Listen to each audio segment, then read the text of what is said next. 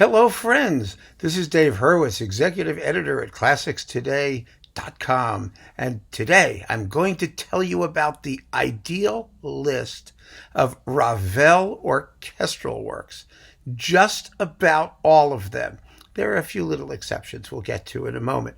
But the bottom line is that everyone loves Ravel, and he wrote really a rather limited amount of stuff, most of which is fairly brief. And so I have this large stack here.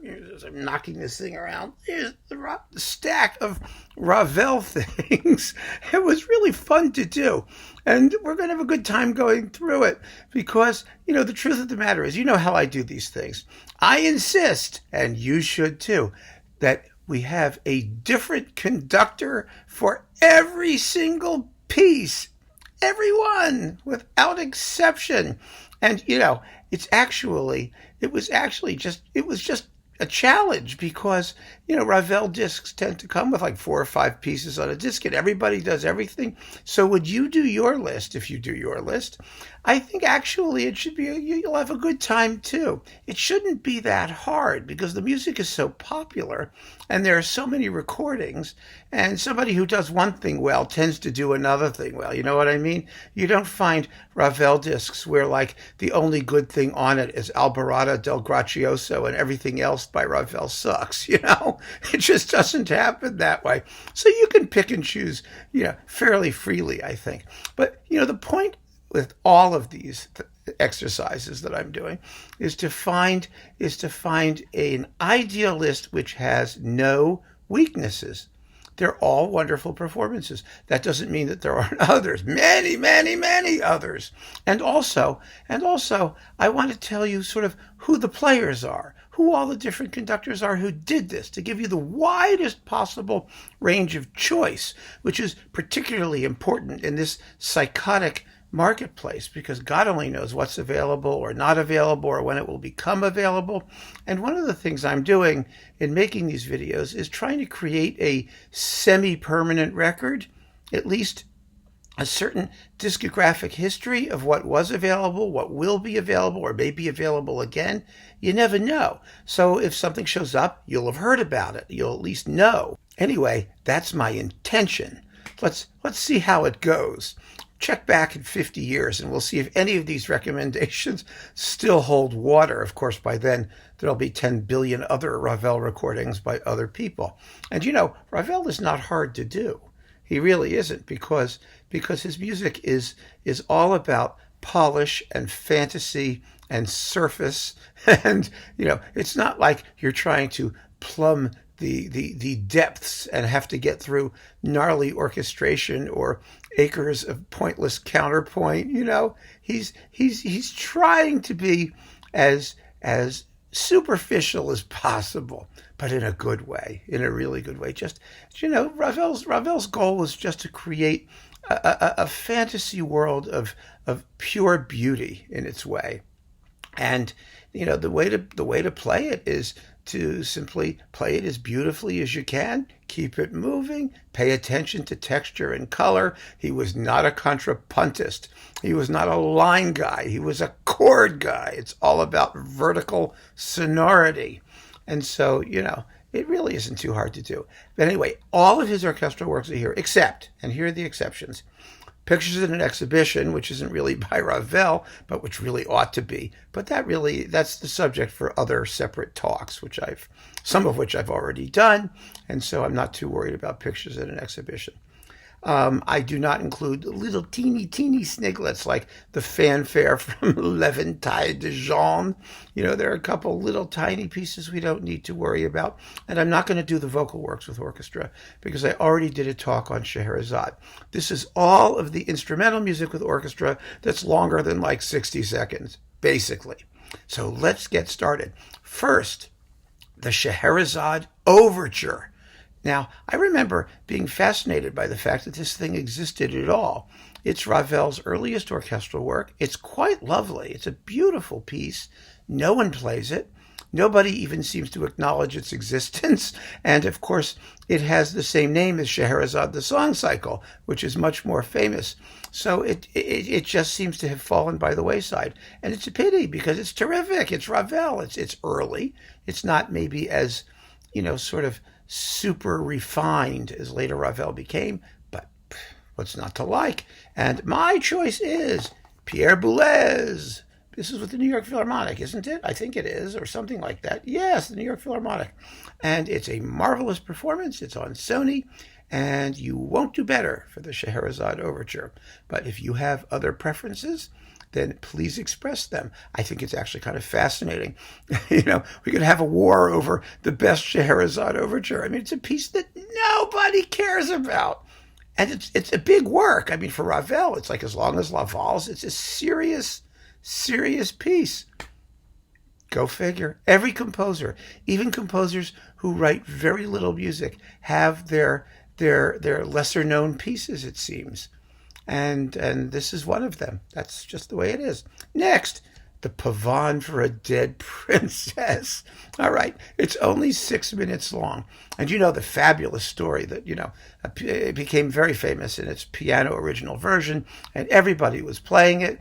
And apparently Ravel heard some rather limp performance of it, and the pianist said to him, "So, what'd you think?" And Ravel said to him, "Young man, I wrote a pavane for a dead princess, not a dead pavane for a princess." I think that's a great line. It works very, very well in French, too.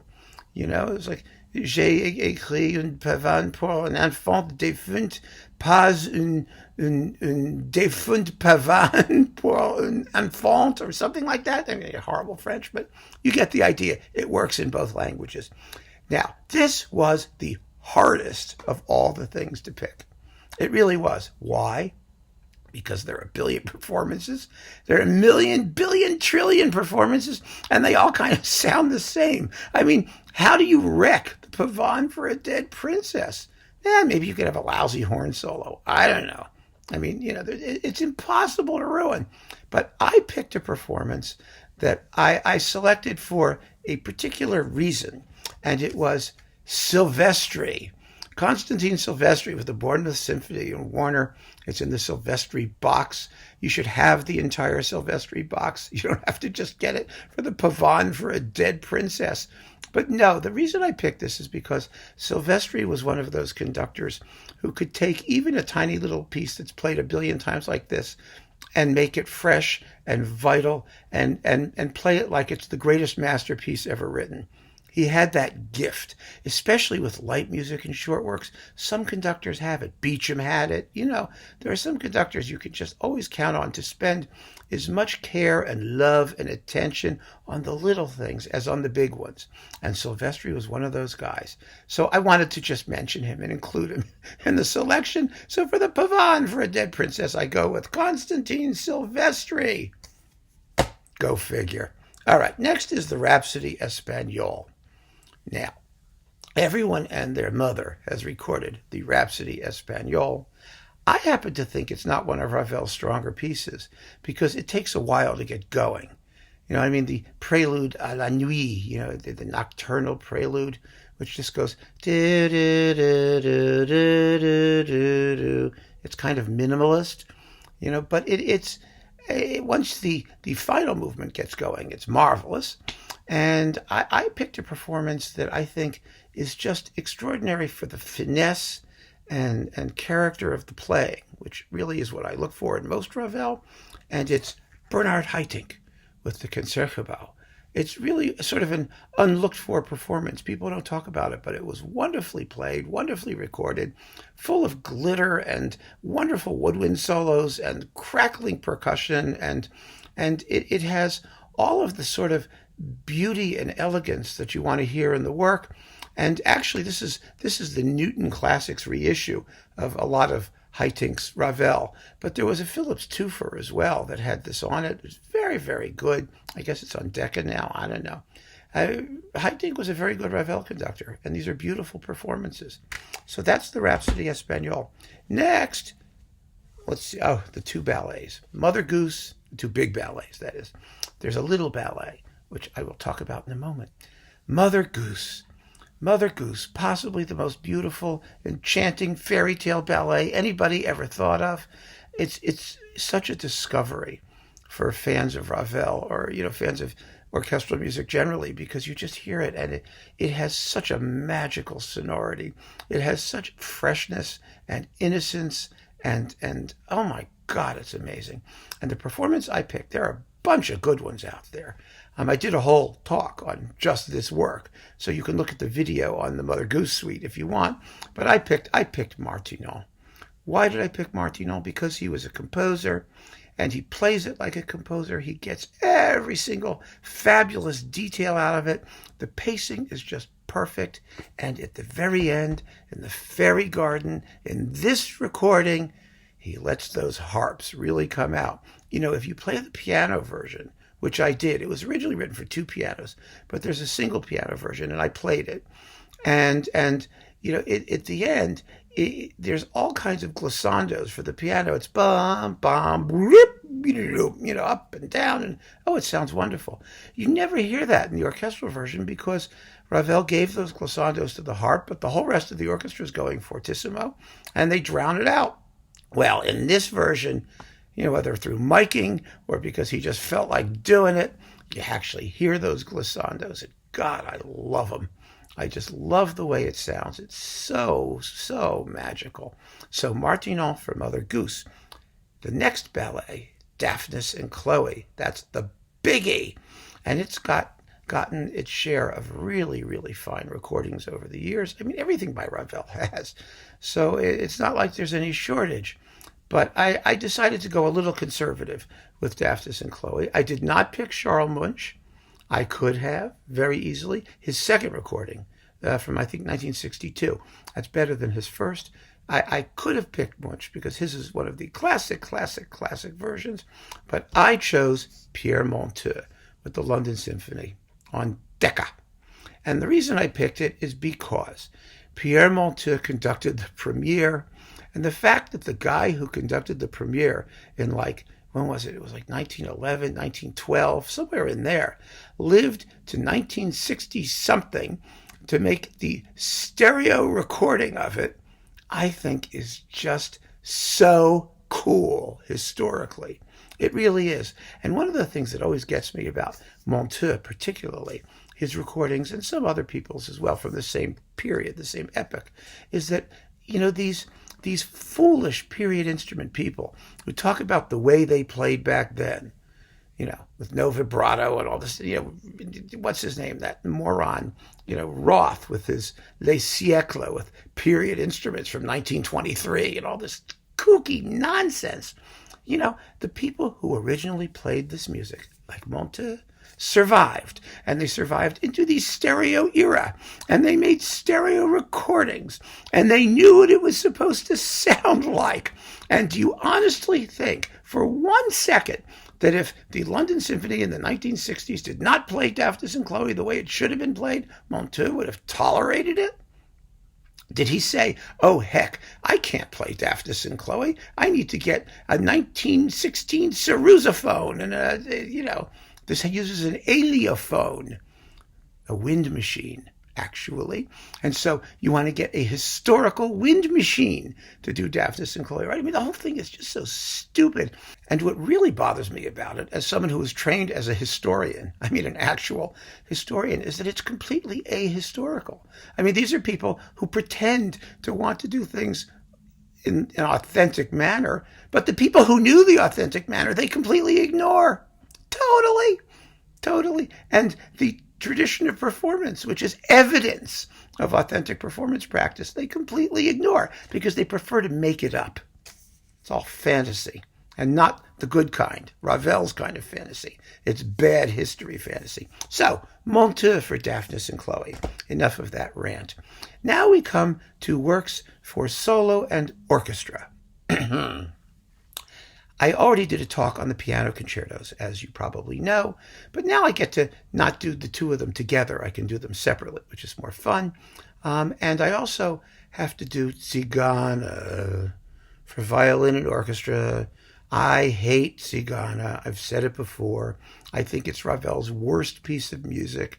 It is so irritating. What is Tzigane? Tzigane is a violin gypsy rhapsody thing, and it starts out with like 5 or 6 minutes of solo violin, just solo violin, rhapsodizing, and it oh God, it's irritating. And then finally the orchestra comes in for like the last 3 minutes, and then it's over. And it's like the biggest waste of time in the world. Just, it's horrible. Every violinist in the world does it. But the interesting thing about Tzigane is that you usually do not find it on Ravel discs. You find it more often on violin short piece discs, like, with the Saint-Saëns, Rondo something, and the Berlioz whatever, and the Chausson Poème, and all those short little works for violin and orchestra, Sarasate's Carmen Suite, that kind of stuff. And they toss on Tzigane. That's where you usually get it. It's not so common on Ravel recitals because you need to engage a solo violinist for 10 minutes, which is expensive and really not worth the effort. So, the most sort of best known and excellent version was the Martignon with Itzhak Perlman. It was awfully nice of Itzhak Perlman to pop in just for Tzigane as part of Martignon's complete Ravel. And he also did it again for Deutsche Grammophon with Zubin Mehta in the New York Philharmonic, a disc nobody seems to remember, but it's out there. I, however, chose a very sort of off the beaten path one, but it's a marvelous performance of a piece I really couldn't care less about. Ida Handel with Karel Ancherl and the Czech Philharmonic. It was originally coupled with the Lalo Symphony Espagnole. And, I just did a talk about Ida Handel because Australian Eloquence released a box of all of her Decca recordings. This is all of her super fun recordings, which is actually an even better collection in a lot of ways. It's got all kinds of good stuff on it on 5 discs, including Tzigane. Ugh. But it's a great performance, and she's a great violinist. All right, Piano Concerto for the left hand. This is an easy call for me because I have always loved this performance. This is De la Rocha, Alicia de la Rocha. I'm not talking about Samson Francois. He was my choice for both concertos on a single disc with Cluiton. I'm going to do Alicia de la Rocha with the London Philharmonic, conducted by Lawrence Foster. Is that what it is? Yeah, it seems to be Lawrence Foster. Yes, it is. This is on Australian Eloquence. It was originally on Decca. It comes also with the Gabriel Fauré Fantasy for Piano and Orchestra and the Franck Symphonic Variations. Yes, yes, yes. A piece no one plays anymore for some weird reason. Anyway, the reason I love this performance, first of all, is because De la Rocha has these teeny little hands, and she can do it at all. She does it so wonderfully. See, the whole purpose of the concerto for the left hand is to make it sound like it's written for 2 hands. It's all about sleight of hand, if you want to call it that. Faking it. And nobody could fake it better than De la Rocha because she had these little hands and she spent her whole life faking it. I once saw her give a masterclass on how to fake Rachmaninoff.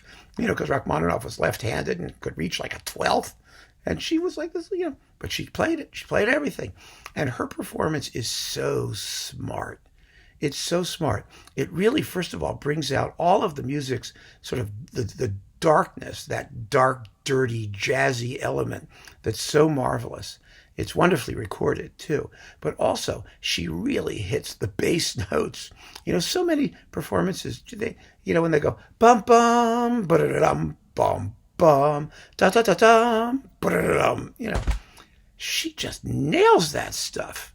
My God, it's bum-bum, ba-da-da-boom, boom, boom, ba-ba-ba-bum. She understands how to use the resonance of the instrument to make it sound like there's a lot more happening in the piece than there really is.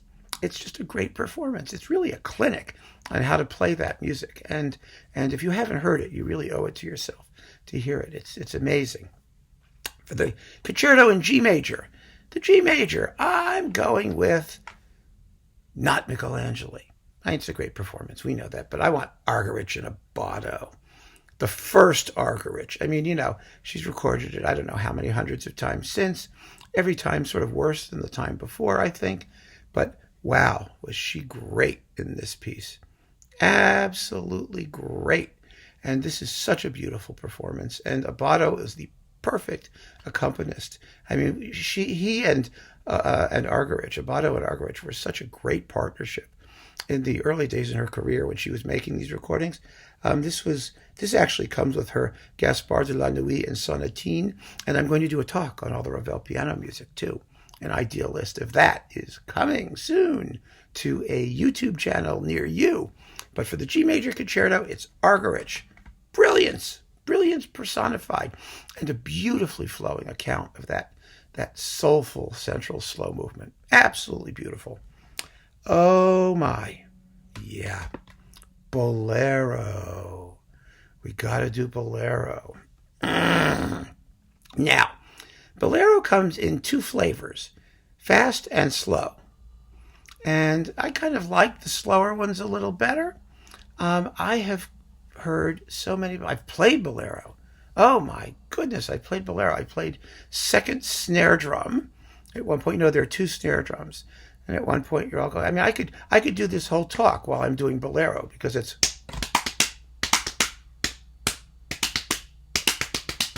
See? You just keep talking while you do the rhythm.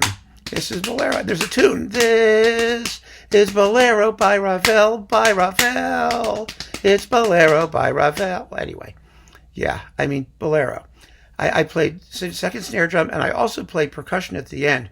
What a lot of people don't realize, because you can't really hear it, is at the end is a sort of rapid fire succession of cymbals, bass drum, and tam-tam.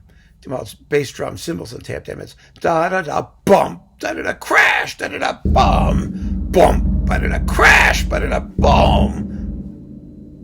Yeah, you get the idea, right? And there was at one point, I was the only percussionist.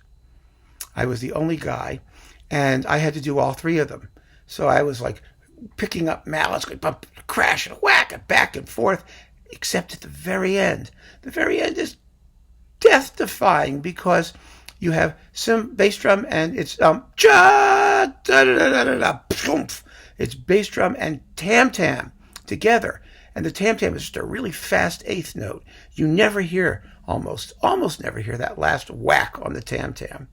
It's really kind of interesting. It's impossible because most tam-tams don't speak quickly enough for you to actually hear the addition to, of course, the whole rest of the orchestra is going. So what I did, just to tell you, is bump, crash, da-da-da, whack, boom, with the bass drum. I hit the tam-tam just a half a beat early because you won't know the attack, but you'll hear the tam-tam on that last note because by then it will have built up a little bit of sonority. I was very proud of myself for figuring that out. And the conductor never noticed. They almost never do. Those conductors, they really don't. The problem, of course, is stopping everything on that last da-da-da-da-da, it's a very sick eighth note conclusion, and I had to stop this and the bass drum, and that was a bit of a project. I had to sort of line up the instruments so that I could fling my body against the tam-tam while muting the bass drum, and oh God, it was fun. So much fun. So, oh yeah, performances. Sorry, I was like lost in a reminiscence.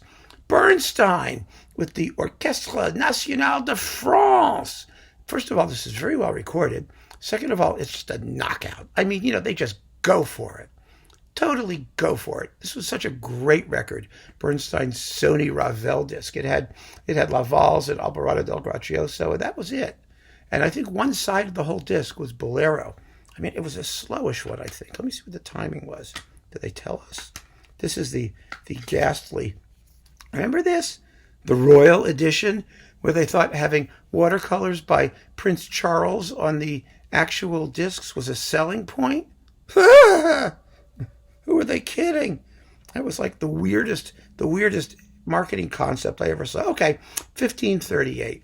Not as slow as Ravel's Own. Ravel's Own was like a little bit more than 16, and Skrovichevsky is like 17, and like, Chelobedaki was like 17 hours.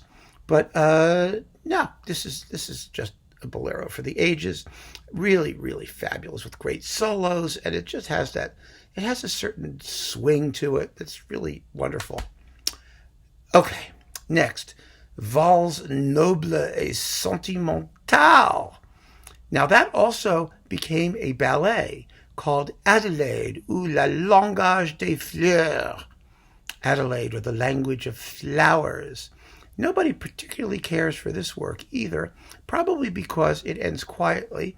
It's also quite dissonant. It's a very interesting piece. It's a little bit harsh. You know, the Valse noble et sentimentale, it's named after Schubert, a work, piano piece by Schubert. I have no idea where Ravel got the idea to do it, but it's another one of those sort of sits on the fringes Ravel piece. And I think it's because it just sort of peters out softly at the end, and it doesn't have that kind of, it's sort of piecemeal. I don't know how else to describe it. Some people love it. I think it's a marvelous work. I really do. But it forces you to listen. And Ravel is one of those composers we like to take for granted because it's so pretty. You don't really have to listen, but this is a very harmonically interesting piece, and it's worth listening to. And my choice, this is going to be a fun one, I have a feeling. It's Charles Munch with the Philadelphia Orchestra. It's like his only recording. He did one disc with the Philadelphia Orchestra. It had I think 4A or something attached to it originally. This is a French Sony. It's got the Ormandy pictures in an exhibition, which is the best one, by the way. And the Ormandy Roussel, Bacchus, and Ariadne, which is also terrific. But you get the Munch Valse Noble with Philadelphia, which is just a great performance. Absolutely great. And it's fun to hear Munch do it. I don't actually think, aside from Daphnis and Chloé, I'm not a big fan of a lot of Munch's Ravel. I really am not. I think his Boléro was a little unsteady, and some of the other stuff doesn't really thrill me. But, his Daphnis was fabulous, and this is fabulous. So, Valse Noble. Next, we're going to come to some little ones, short ones. The Miroirs pieces, taken from the piano suite, the piano Miroirs. Now, there are two. There's Une barque sur l'océan, the boat on the ocean, and Alborada del gracioso, or gracioso in Italian or Spanish, I don't know, Alborada del gracioso, the morning song of a jester, court jester. Yeah, okay, right. Okay, so first, Une barque sur l'océan. Doesn't get a lot of recordings, doesn't get a lot of great recordings. There is one superlative recording. Most people are okay with it. They do it well enough. And that is this one, Ozawa with the Boston Symphony. His Ravel is the great underrated Ravel cycle that's out there. They're wonderful performances, really as good as any, really better than Munch most of the time. This has a great Mother Goose, a slamming Boléro. They just play the crap out of the music. And Une barque is amazing. Atmospheric, gorgeously played, a wonderful undercurrent of menace running through it in that central section. This is just a beautiful, beautiful performance. And it's a piece, again, people tend not to pay attention to and not listen to, but when you get a great performance of it, when someone really, really digs into it, it's very special. It really is. It's quite wonderful. Next, we get Alborada del Gracioso. Now, Alborada, the problem with Alborada del Gracioso is the middle section. It's really fun. It's chung, chung, chung, chung, chung, chung, ba-da-da-da-da-dum. It's fun. And I get to haul out my castanets and go, what's not to love? But then you've got this middle section. It's like a big, long solo bassoon, and you just wish it would get over with. And too many performances are too slow. They drag it out, and they make it boring. And that makes the ending, which is a return to the mood of the opening, the jolly ho-ho part, that makes it, sound really kind of gratuitous and too short. It has to sound of a piece. And I know that's like talking about form, and Alborada del Gracioso is kind of ridiculous, maybe you think, because it's just a little sort of jeu d'esprit and not worth discussing. But there's a right way and a wrong way to do everything. And for me, the right way is Paul Paré with the Detroit Symphony on Mercury Living Presence. Why? Because it's only 6 minutes and 38 seconds out of a piece that could take 8 minutes or more. In many other performances, some people, they just die with this piece. I don't know why. He doesn't. They just play the daylights out of it. It's fast, it's exciting, it's festive and colorful, and it doesn't dawdle. So, Paul Paré. And now we come to the end.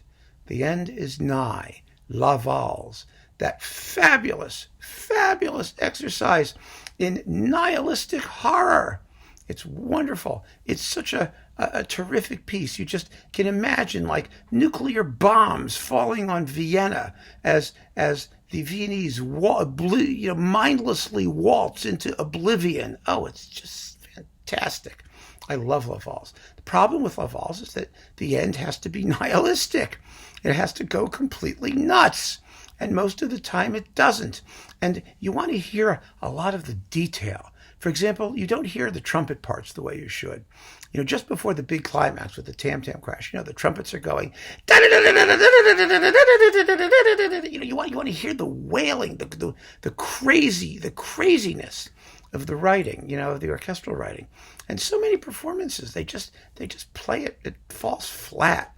It really falls flat. However, there is one which I think gives the music all of the nihilistic terror it really needs, while at the same time having, it's Ravel, there has to be that surface sheen, the elegance. It's a tough piece to do.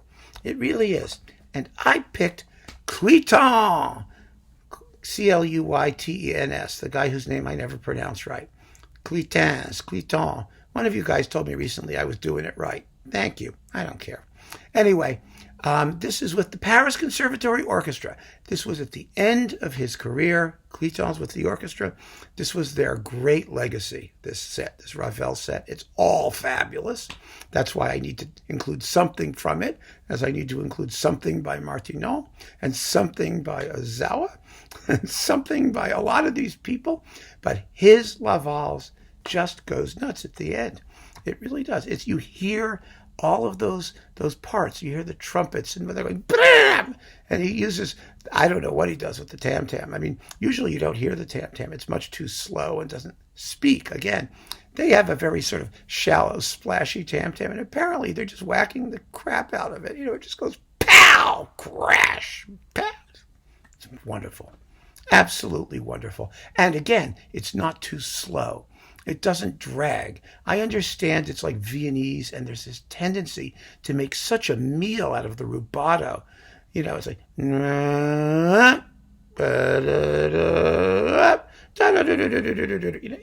it's so irritating. It can be the most precious and annoying piece in the world, unless you play it in the echt French style. And Cluytens and the Paris Conservatory Orchestra are echt. If nothing else, they have echtitude. So, there we are, the complete Ravel orchestral music, my ideal list. And I'm really, really, really curious to know what yours is. It really is. I think this will be fun. I really do. Have a good time with this one. Have some fun with it. Listen to 500 versions of the Pavane. See if there are any differences. You'd be surprised. There's so many little details in this music and things that you can do, and so many fine performances of it. It's an embarrassment of riches, but I think this ideal list does give you a pretty good sense of where the great performances lie buried in the general discographic nightmare that is the world of classical music recordings, and should point you at least in a profitable and musically fruitful direction. So keep on listening, folks. Enjoy your Ravel. Wait, stop the presses. I forgot to. I'm such a fool. I'm such an idiot. I can't believe it. I got so caught up with all of the stuff these stacks of CDs and all the stuff. I left out two pieces. I'm shocked. Le Tombeau de Couperin, my choice. Ormandy and the Philadelphia on Sony. Gorgeous, gorgeous, gorgeous, gorgeous, gorgeous, gorgeous playing, perfect tempos, superb textures and balances. It's a knockout, absolutely a knockout. And then there's the Minuet Antique, the Minuet Antique, a piece of minor Ravel. I never really liked it. I think it's kind of silly. I kind of forget about it even after I've just heard it.